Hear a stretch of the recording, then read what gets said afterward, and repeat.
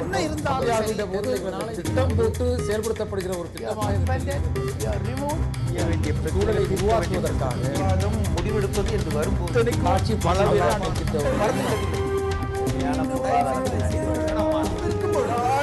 பிரச்சனை இல்லை. வணக்கம். நேர்வட பேஸ் நிகழ்ச்சிக்கு உங்களை அன்போடு வரவேற்கிறோம். இது தேர்தல் காலம். முக்கிய கட்சிகள் ஒவ்வொன்றாக தேர்தல் அறிக்கைகளை வெளியிட்டு வேட்பாளர்களை அறிவித்து வருகிறார்கள். அந்த வரிசையில் இன்றைக்கு திமுக தன்னுடைய தேர்தல் அறிக்கையை வெளியிட்டிருக்கிறது. 100 அம்சங்களை 100 தலைப்புகளில் வாக்குறுதிகளை ஏராளமாக தந்திருக்கிறது திமுகவின் தேர்தல் அறிக்கை. அஇஅதிமுகவின் தேர்தல் அறிக்கை அகில இந்திய விஷயங்களை பேசியதைப் போலவே திமுகவின் தேர்தல் அறிக்கையும் அகில இந்திய விஷயங்களை பேசுகிறது.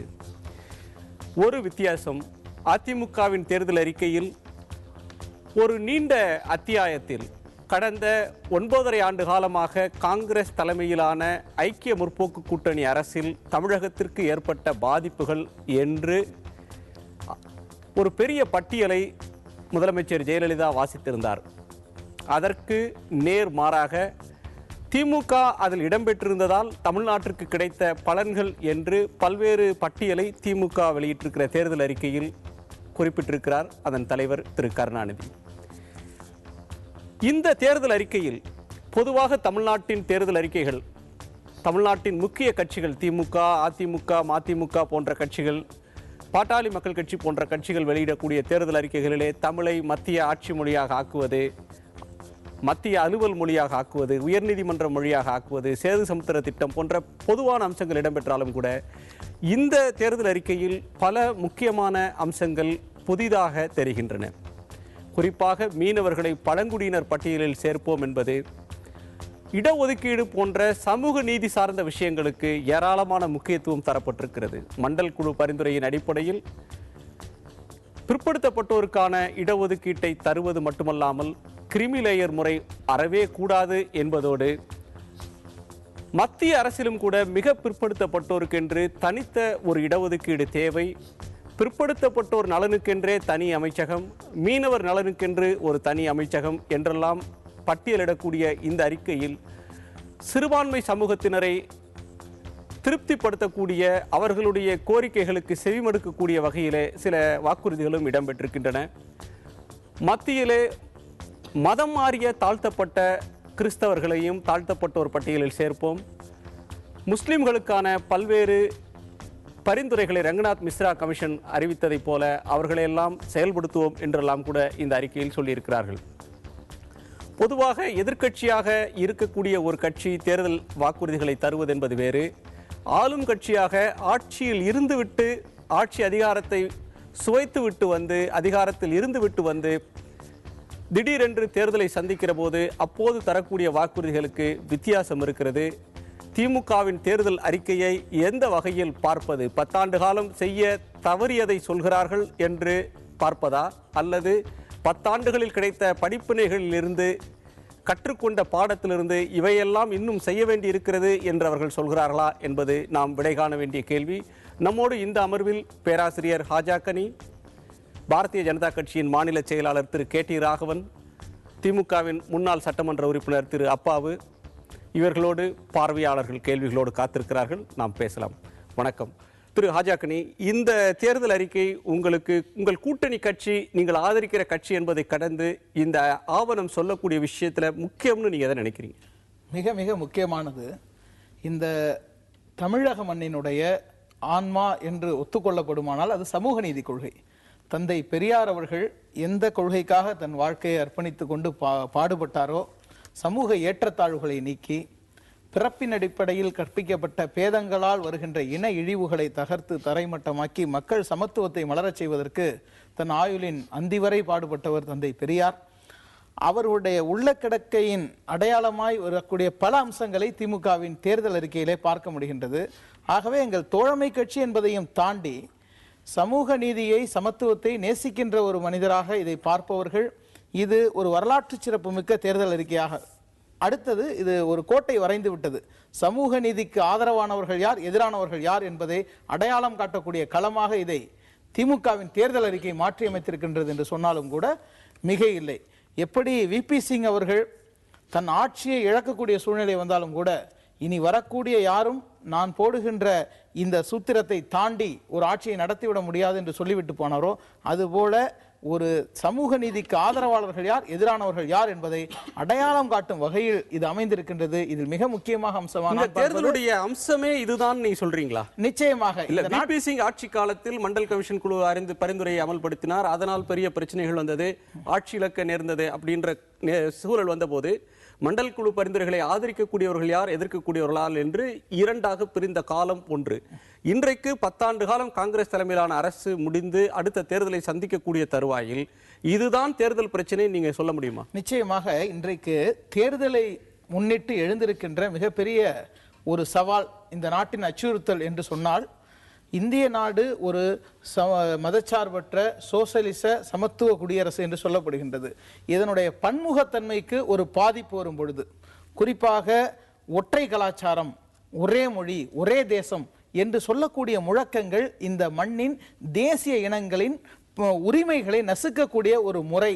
அதற்கு ஆதரவான சக்திகள் அலை வீசுகிறது என்று வலை வீசக்கூடிய காலத்திலே தெளிவாக அடையாளம் காட்டும் வகையிலே இதுதான் எங்கள் கொள்கை, சமூக நீதி கொள்கை, சாதாரண மக்களை முன்னேற்றுகின்ற கொள்கை, இதில் தமிழர் நலன், சிறுபான்மையினர் நலன், வெளிநாடு வாழ் இந்தியர்களுடைய நலன், மீனவர் நலன் என்று விளிம்பு நிலை மனிதர்களுடைய நலனை முன்வைத்து வரையப்பட்ட ஒரு ஆவணமாக இதை பார்க்கின்றோம். உதாரணத்திற்கு இப்போது ரங்கநாத் மிஸ்ரா ஆணையத்தின் பரிந்துரைகளை நாங்கள் நிறைவேற்றுவோம், வலியுறுத்துவோம் என்று சொல்லியிருக்கிறார்கள். நீங்கள் கேட்டீர்கள் 10 ஆண்டு செய்ய தவறியதை சொல்கிறார்களா, படிப்பினைகள் இருந்து சொல்கிறார்களா என்று பார்த்தால், நான் இதை படிப்பினைகளில் இருந்து வரையப்பட்ட ஒரு அறிக்கை என்று நான் கருதுகின்றோம். படிப்பினைகளிலிருந்து பெற்ற ஒரு பாடத்தை வாக்குறுதியாக சொல்கிறார்கள் அப்படின்னு சொல்றாரு. அதை நீங்க ஒப்புக்கொள்றீங்க? நம்முடைய மரியாதைக்குரிய நண்பர் எத்தனை நாள் ஏமாந்து கொண்டிருக்க போறார் என்பது புரியவில்லை. திராவிட முன்னேற்ற கழகத்தினுடைய கடந்த கால தேர்தல் அறிக்கை எடுத்து பாருங்கள். சமூக நீதி என்ற வார்த்தை வராமல் இருக்காது, சிறுபான்மை நலம் என்ற வார்த்தை வராமல் இருக்காது. அதே போல எப்பொழுதுமே இந்த வார்த்தைகளை பயன்படுத்தி, இந்த வார்த்தை ஜாலங்களை பயன்படுத்தி சமுதாயத்தில் இருக்கிற தாழ்த்தப்பட்ட பிற்படுத்தப்பட்ட மக்களுடைய வாக்குகளை பெற வேண்டும், சிறுபான்மை சமுதாயத்தை சார்ந்தவருடைய வாக்குகளை பெற வேண்டும் என்று விரும்பிக் கொண்டிருக்கிறார். ஆனா இவர் சொல்லுகின்ற ரங்கநாத் மிஸ்ரா கமிட்டி, சச்சார் கமிட்டி, அதை பற்றி அதெல்லாம் அந்த தேர்தல் அறிக்கையில் நானும் பார்த்தேன். நான் கேட்கின்றேன், சச்சார் கமிட்டி, ரங்கநாத் மிஸ்ரா கமிட்டி எல்லாம் குறிப்பிடுகின்ற ஒரு வார்த்தை, ஒரு விஷயம் என்னன்னா, சுதந்திரம் பெற்ற பிறகு இத்தனை ஆண்டு காலம் இஸ்லாமிய கிறிஸ்தவ சமுதாயத்து மக்களுடைய வாழ்க்கை தரம் கீழே இருக்கிறது அப்படின்னு சொல்லியிருக்கிறாங்க. அதை உயர்த்த வேண்டும். நான் கேட்கின்றேன், காங்கிரஸ் கட்சி அதே போல திராவிட முன்னேற்ற கழகம் தமிழகத்திலே பலமுறை ஆட்சியில் இருந்திருக்கிறது. அப்பொழுதெல்லாம் சிறுபான்மை சமுதாயத்தினாலே நீங்கள் பார்த்திருப்பீர்கள் என்று சொன்னால் இன்றைக்கு இந்த பிரச்சனையே வராது. இது சும்மா வாக்குகளை பெற வேண்டும் என்பதற்காக இந்த வார்த்தை ஜாலங்கள் பயன்படுத்தப்பட்டிருக்கிறது. ஒண்ணு, இந்த தேர்தல் அறிக்கையை பொறுத்தவரை இது பழைய மொந்தையில புதிய கல். ஏனென்று சொன்னால், இந்த நிகழ்ச்சிக்கு வருவதற்கு முன்பாக நான் 2009 நாடாளுமன்ற திராவிட முன்னேற்ற கழகத்தோட தேர்தல் அறிக்கை படித்து விட்டு தான் வந்தேன். அதற்கு முன்பாக படித்து விட்டு தான் வந்தேன். அதெல்லாம் பாத்தீங்கன்னு சொன்னா, இப்ப இதுல FDI ரீட்டைல பத்தி பேசியிருக்கிறாங்க. சில்லறை வர்த்தகத்தில் அந்நிய முதலீடை பற்றி கடுமையாக சாடியிருக்கிறார். நாங்கள் காப்பாற்றுவோம், பாதுகாப்பெல்லாம் பேசியிருக்கிறாங்க. பாராளுமன்றத்திலே நவம்பர் மாதம் 27ஆம் தேதி 2012 பாராளுமன்றத்தில் இதற்காக அந்த பில்லு வரும் பொழுது அதற்கு ஆதரவு கொடுத்தது திராவிட முன்னேற்ற கழகம். மக்கள் மறந்துடுவாங்களா 1.5 வருஷத்துல?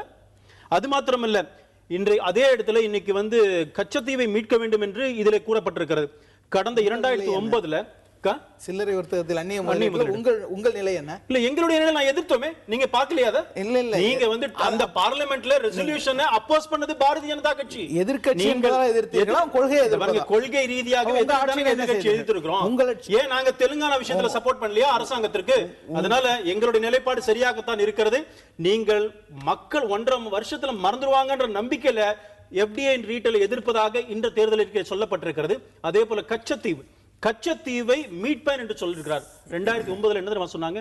அந்த மீனவர்களுடைய அங்கே கச்சத்தீவிலே அந்த விலைகளை உலர்த்துவதற்கோ, மீனவர்கள் தங்குவதற்கோ, அந்த சர்ச்சில் போய் வழிபாடு செய்வதற்கோ உரிமையை பெற்றுத் தருவோம் என்று திராவிட முன்னேற்ற கழகத்தினுடைய 2009 அந்த தேர்தல் அறிக்கையிலே சொல்லப்பட்டிருக்கிறது. அதையெல்லாம் மீட்டு தந்து விட்டீர்களா?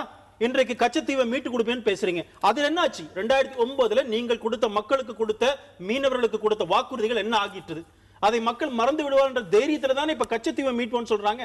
அதனால இந்த தேர்தல் அறிக்கையிலே கடந்த காலங்களிலே என்ன சொன்னார்களோ அதையே தான் சொல்லிக் கொண்டிருக்கிறார்களே தவிர அவர்கள் பல ஆண்டு காலமாக உபயோகிக்கின்ற இந்த சமூக நீதி என்ற வார்த்தைகள் மீண்டும் இந்த 2009 இந்த 2014 சமூக நீதி அப்படின்ற சொல்ல தமிழ்நாட்டுல இந்தியால எல்லாமே நம்ம வந்து அடைந்துட்டோம். நான் நண்பரை கேட்கிற ஒரே ஒரு விஷயம் தெரியுமா, இந்த சமூக நீதியை காப்பாற்றுவோம், பாடுபடுவோம், இவர்களுக்கெல்லாம் அந்த மைனாரிட்டிகளுக்கெல்லாம் சலுகை எல்லாம் வாங்கி தரணும் பல காலங்களா சொல்லிட்டு இருக்கீங்க. பாருங்க, இன்னும் கேட்டா 2009 2004 கட் அண்ட் பேஸ்ட், அவ்வளவுதான் இந்த தேர்தல் அறிக்கை.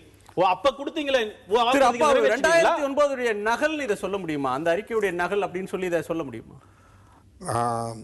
இந்த தொலைக்காட்சி மூலமா பேசுறதுக்கு இந்த வாய்ப்பை தந்தைக்கு நன்றி சொல்லிட்டு, நண்பர் சொன்னாரு வார்த்தை ஜாலத்தினால பேசுறாங்க, சமூக நீதிங்கிற வார்த்தையை வச்சு வாக்குகளுக்காக தான் பேசுறாங்கன்னு சொன்னாங்க. ஆனா ஒரு உண்மையை இந்த வாசகர்களுக்கு இதன் மூலம் நான் சொல்லிக்கொள்ள விரும்புகிறேன். பழைய தமிழ்நாடு என்று சொல்லக்கூடாது, மதராஸ் ஸ்டேட் அப்படின்னு சொன்னால் ஆந்திராவுடைய பெரும்பகுதியெல்லாம் உள்ளடக்கியது. அன்னைக்கு அதனுடைய மொத்த மக்கள் தொகை 4.25 கோடி பேர் இருந்தாங்க. 1912 4.25 கோடி பேரில் பட்டதாரிகள் 650 பேர் தான் பட்டதாரிகள். அந்த 650 பேர் பட்டதாரிகளில் 11 பேர் தான், நான் சொல்றதுக்கு பிராமண அல்லாதவர்கள் 11 பேர் தான் அதில் 650 பேரில். இங்கெல்லாம் படிச்சிருக்கவங்களுக்கெல்லாம் இந்த சமூக நீதிக்கு நாங்கள் என்ன பாடுபட்டோங்கிறதுக்கு நீங்கள் பார்க்கணும். 1928 வரையில் தான் முதலாட்டு அதிகாரத்திலே அந்த பிராமணர் அல்லாதவர் உட்காரலாம் அப்படிங்கிறத 1928 தான் அதை நாங்கள் பெற முடிஞ்சுது. அதுக்கப்புறம் 1947 தான் ஓமந்தூரார் முதலாட்டு முதலமைச்சராட்டு இருக்கிறாரு. இன்னைக்கு இந்த சமுதாயத்தில் இன்னைக்கு எங்க பார்த்தாலும் இங்க இருக்கவங்க எல்லாம் பட்டதாரிகள், பொறியாளர்கள். தடிக்கு விழுந்த இடத்துல பார்த்தா வீட்டுக்கு 2 பேர் இருக்கிறாங்க.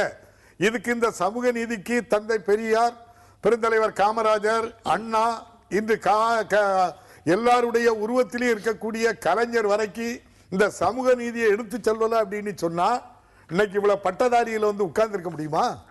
அப்ப இந்த சமூக நீதியினுடைய போராட்டம் இந்த திராவிட இயக்கத்தை அழிச்சுட்டா நீங்க அதோட இதை முடிச்சிடலாம் அப்படிங்கறதுக்காக தான் சொல்றீங்க. 89 தலைவர் கலைஞர் ஆட்சி வந்து தமிழ்நாட்டில் விபி சிங் ஆட்சி மத்தியில் வந்தது. 1990 இதே சமூக நீதிய கொள்கையில தான் விபி சிங்கோட சேர்ந்தார் தலைவர் கலைஞர் அப்போது ஆட்சியில் இருந்து.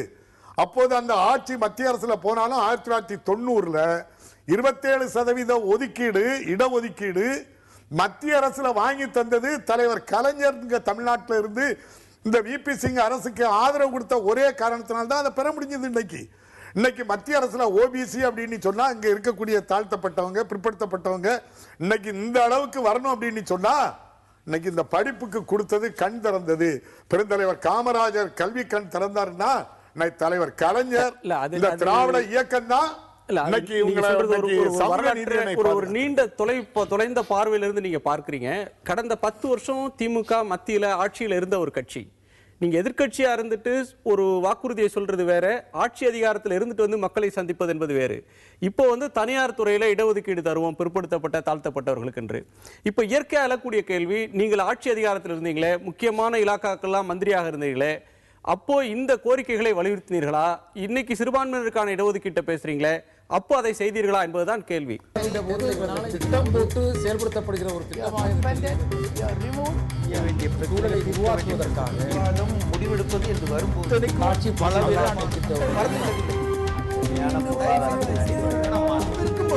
எதிர்த்து பேசிட்டு